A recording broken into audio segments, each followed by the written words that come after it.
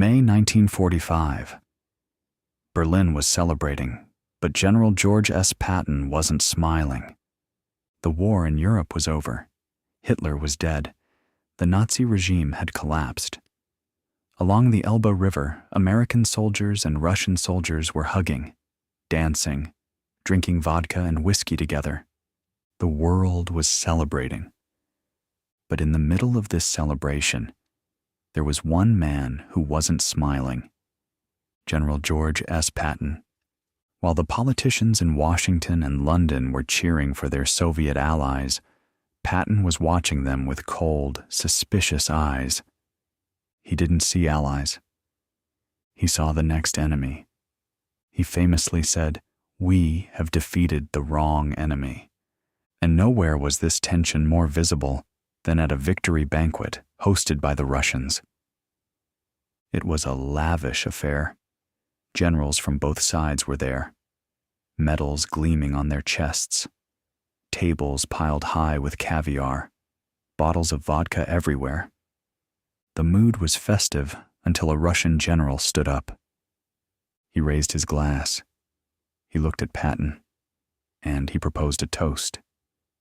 It was meant to be a moment of friendship, a moment of peace. But Patton didn't drink. Instead, he stood up.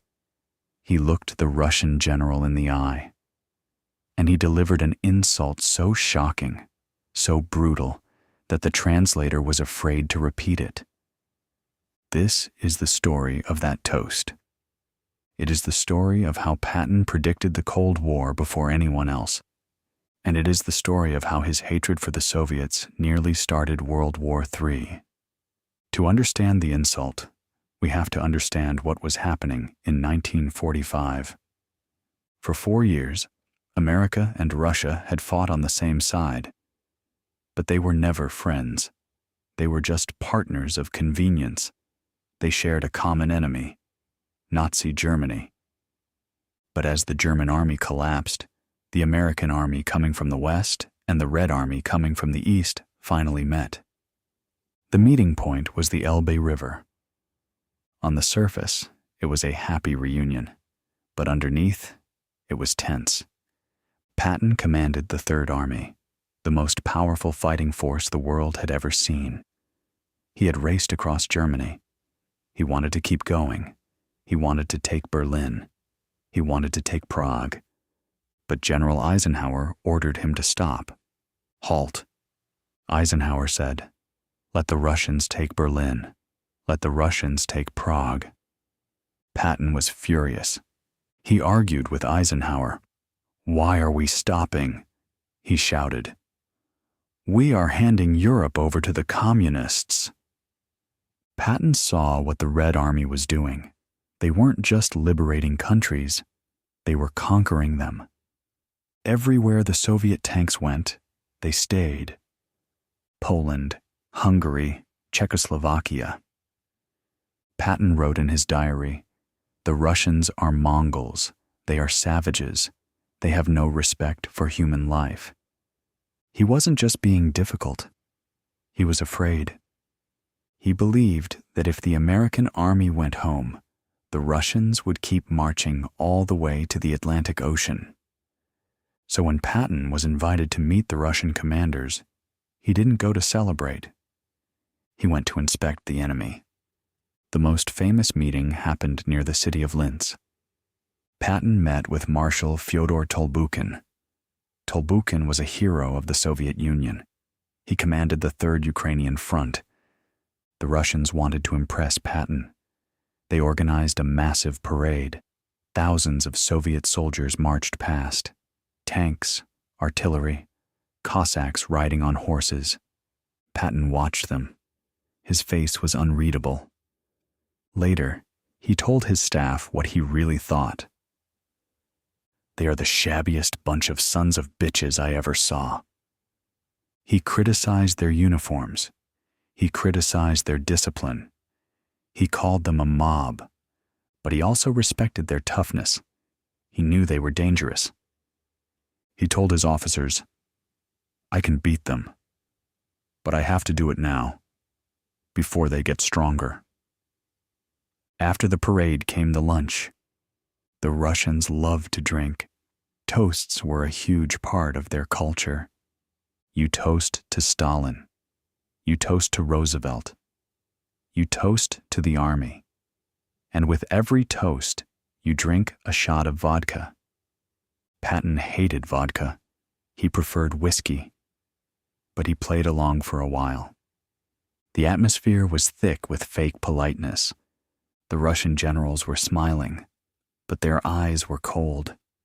They knew Patton hated them, and Patton knew they hated him. They were like two wolves circling each other, waiting for the first bite.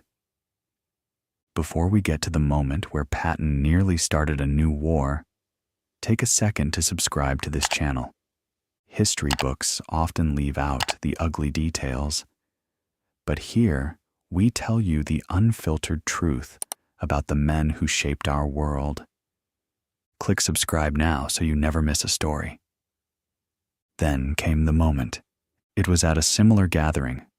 A high-ranking Russian general stood up. Some sources say it was Zhukov. Others say it was a corps commander. But the rank didn't matter.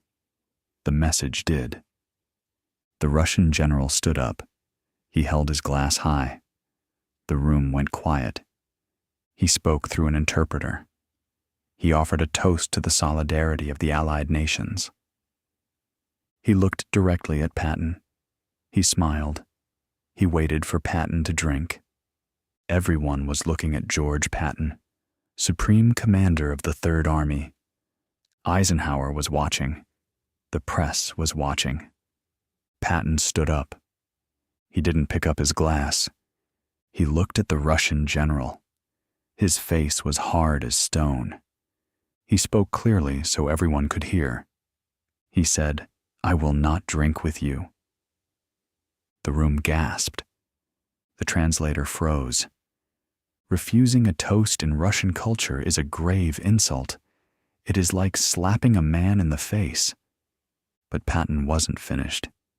He continued, "I will not drink with you or any other Russian son of a bitch."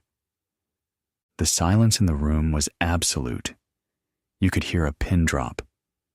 The American officers were terrified. This could cause a diplomatic incident. This could start a war. The translator looked at Patton. His face was pale. He whispered, "General, I cannot tell him that." Patton leaned in. He glared at the translator. "You tell him," Patton growled. "Tell him exactly what I said, word for word." The translator, shaking with fear, turned to the Russian general. He translated the insult. "General Patton says he will not drink with you because you are a son of a bitch." The Americans held their breath.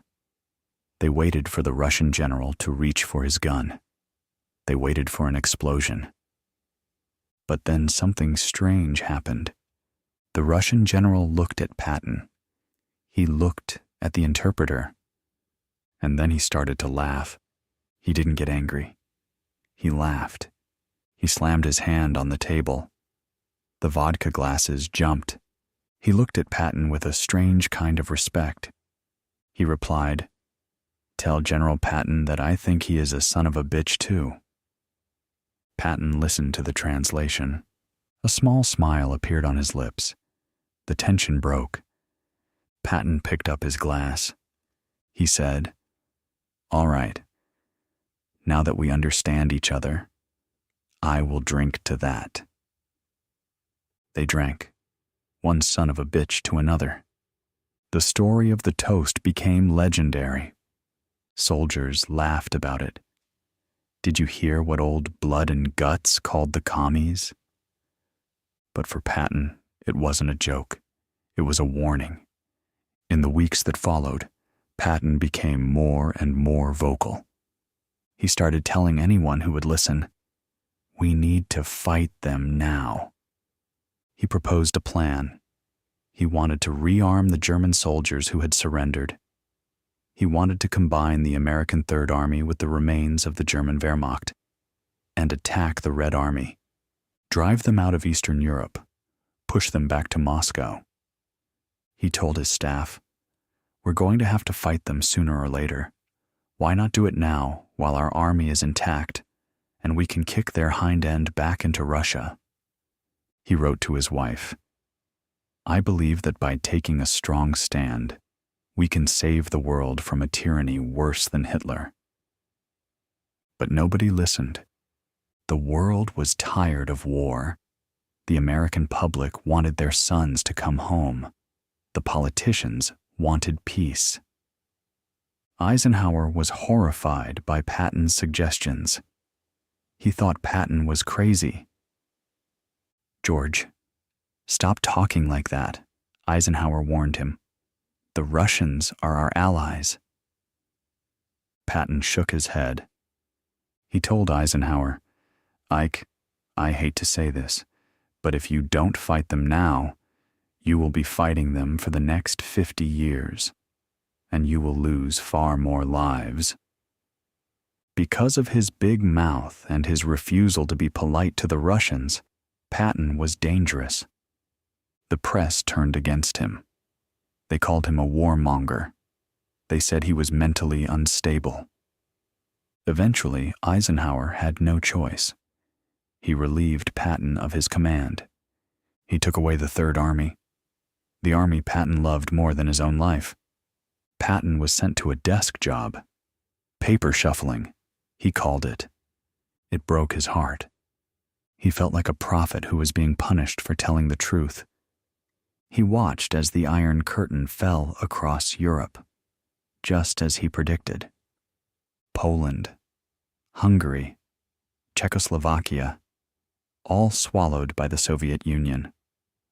Months later, in December 1945, Patton would die in that mysterious car crash. But his words at that dinner party echoed for decades. Today, historians look back at that moment and they ask a difficult question. Was Patton right? If the Allies had listened to him, if they had stood up to Stalin in 1945, could the Cold War have been avoided?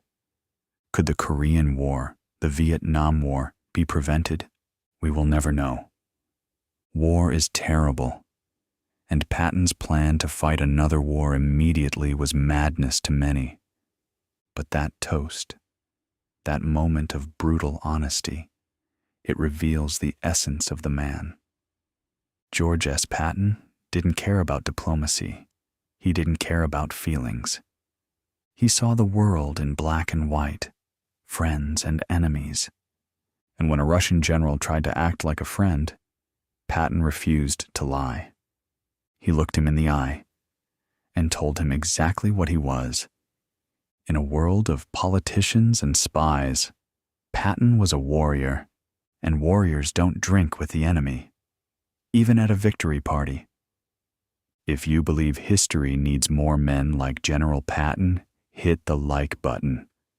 And if you haven't already, subscribe to the channel. We have more stories coming about the generals who dared to break the rules.